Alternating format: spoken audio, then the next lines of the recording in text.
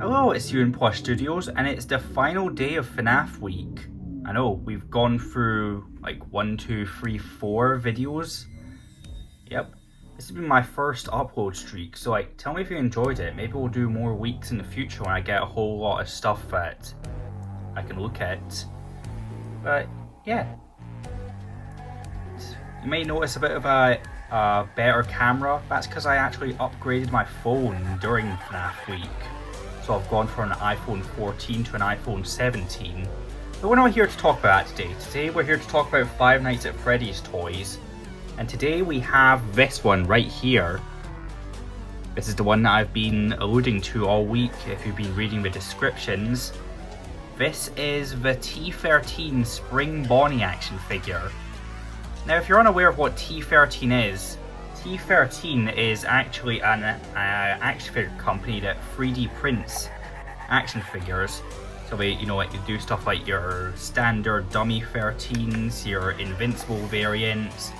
They do Satoru Gojo, and here is their Five Nights at Freddy's ones. Like they do Springbonnie here, they do Springtrap, they do Purple Guy, and coming this Halloween or yesterday as of uploading of this video, they've released Freddy, Bonnie, Chica and Foxy, unless there was any more surprises, which I didn't mention because when Springtrap was revealed, it was said that only he was coming. Springbonnie and Purple Guy were a bit of a surprise. I don't know what my spaceman's doing, I don't know what I've just pressed. Stopped. So let's take a better look at our Springbonnie here. Now, being a 3D printed action figure, he isn't like the best quality.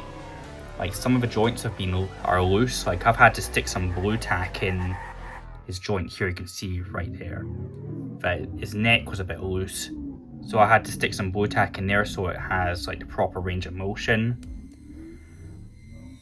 But yeah, just looking around this guy, you can see he has all the details you'd want. The green eyes, the teeth. He's got a weird shaped bow, but that's because if you open his mouth, you can see it goes right around his bow. I don't know if that was a necessary trade-off, but, turn him around, you can see he has like big mold lines here. That's probably how they assembled him. And you'll notice that there is a lot of like print lines and just weird stuff on him. They didn't really sand this guy. I mean, he would do some sanding. You can see down here there's like the edges are quite rough. And there's his joint for his waist. And yeah, see he's got his open hands right now. He does come with 2 other sets of hands, we'll look at those. Now we come down to the legs, you can see he's got his legs, and his thigh swivel looks a bit weird, like it's just half a dome. It should be like a full dome thing, but like it's like this so he can get more movement in his legs.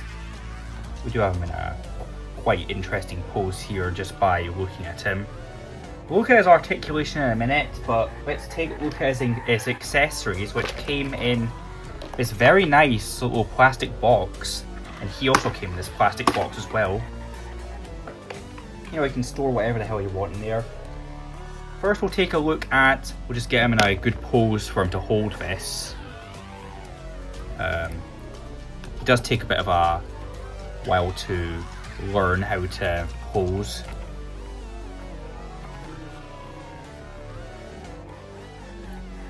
There we go, I think that's a good enough pose for demonstrating what this accessory is. He comes with a golden cupcake, which doesn't really clip into his hand. You sort of have to rest it in his hand, but his hand is molded in a way where you can hold it pretty well. So yeah, golden cupcake. That's probably something that we'd never see in any other Five Nights at Freddy's action figure. Prove me wrong when Jazzwares in 2 years makes golden cupcake with their I actually don't know where he came from. Yeah, but prove me wrong when Jazzwares makes a golden cupcake. And then we have, I don't know if we'll be able to get him in a good pose for him on camera. A good pose for this accessory. Just try. But he also comes with a guitar. There we go, he's holding it. Oh, he fell. Yeah, it's sort of just resting in his hands, isn't really clipping there, he doesn't really have grabbing hands for it either. Stay, yeah. It's not proper on camera, come back a bit. There we go, there's this guitar, and like, probably wondering where this guitar comes from, because we never see Springbonnie use a guitar in the games. Actually, we never see Springbonnie in the games at all, unless I missed him in the pit. Like, he was probably in the pit, but he wasn't performing in that, because he was like the antagonist in that story. But yeah, we never see him use a guitar, and you're probably wondering where this came from, and upon a Google search, it appears that this guitar actually originated from a DeviantArt piece. So yeah, that's interesting. Did I mention these are unofficial? Yeah. Anyway, we've got 2 fists as well. These are... Yep. Got 2 fists here, and we'll swap those out off camera because they are quite hard to swap. There's him with his fists in a pose like he's about to get in a fist fight with you. Yeah. And he also comes with a second pair of hands, and I actually do not know what to do with these hands. Like, they're just straight flat hands. You can see that.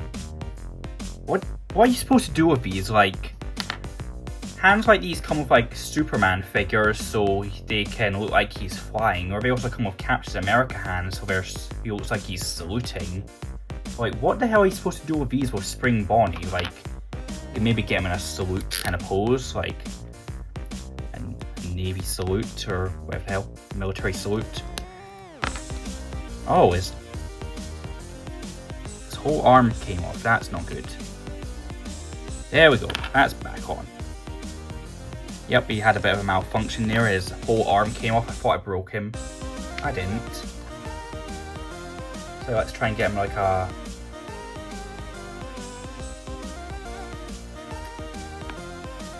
Yeah, he can kind of hiss, like a Captain America type salute.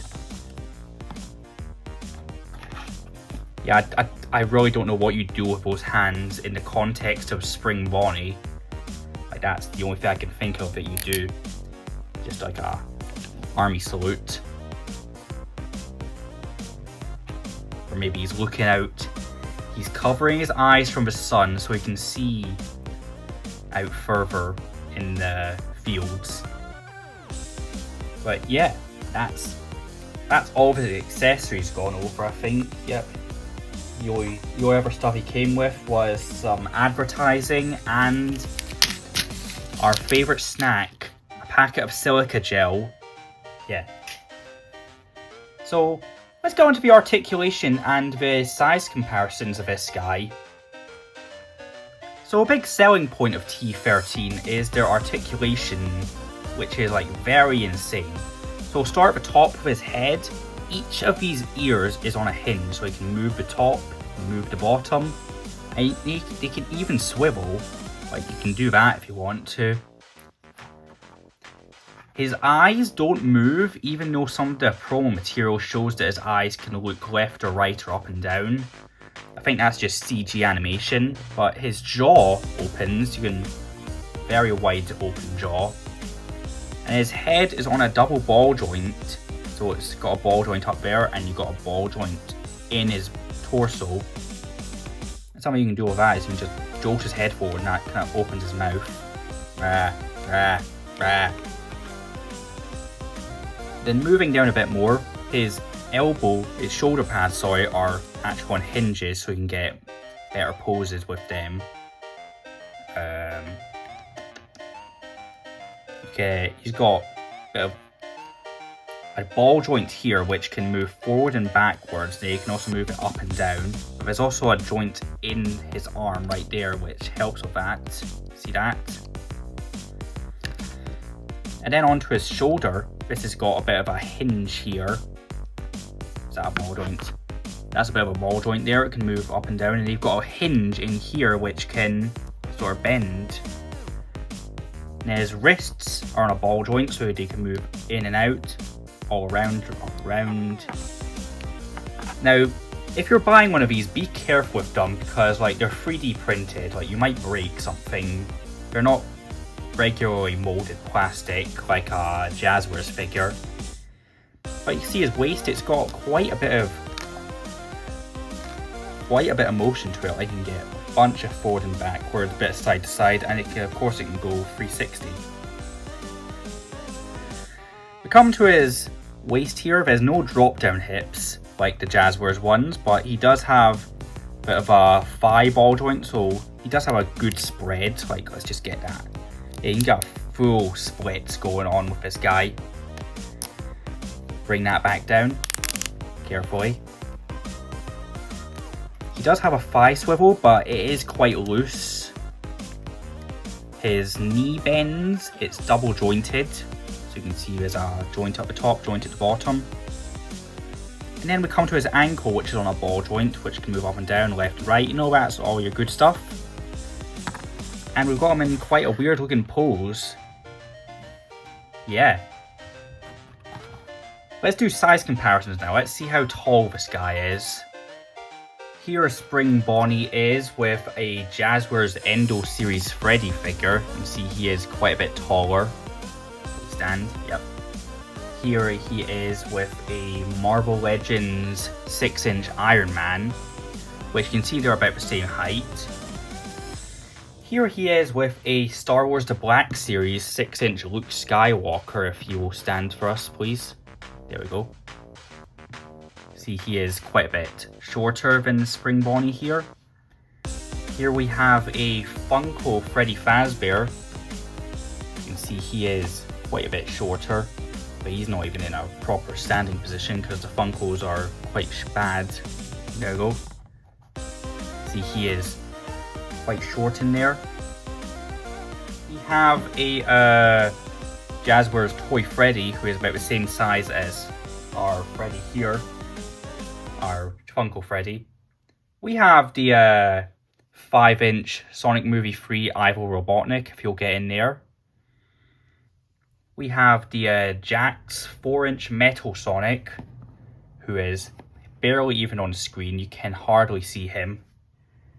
And then, of course, we have our 3.75-inch Darth Vader. And that is quite the collage of characters.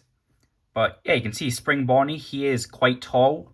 He will still fit in with your Jazzwares figures because, like, canonically, the Wizards are, like, these are, like, 6 feet. And I'd imagine William Afton is quite the tall guy in that suit. Like, maybe, like, 6'5", 6'5", yeah.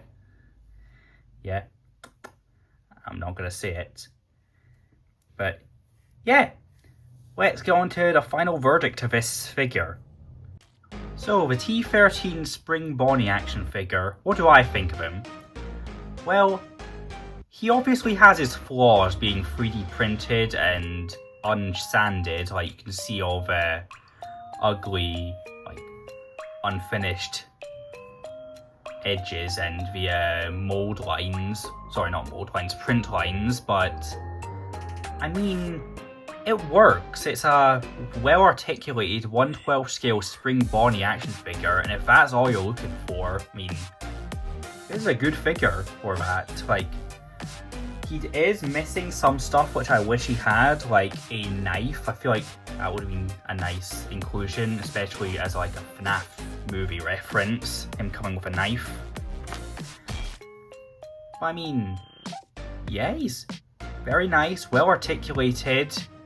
He scales well with other 1/12 scale figures.